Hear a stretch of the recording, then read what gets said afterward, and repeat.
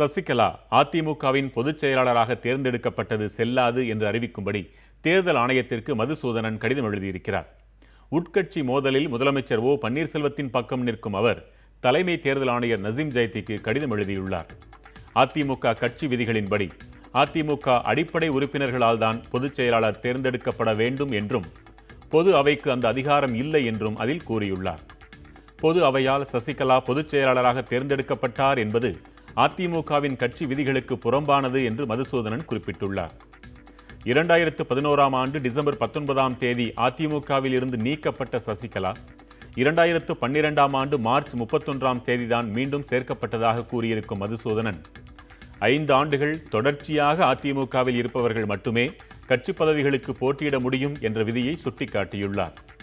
தமது ஆட்சேபனைகளை பரிசீலனைக்கு எடுத்துக்கொண்டு அதிமுக பொதுச் செயலாளராக சசிகலா தேர்ந்தெடுக்கப்பட்டதை நிராகரிக்க வேண்டும் என்று மதுசூதனன் கேட்டுக்கொண்டுள்ளார்.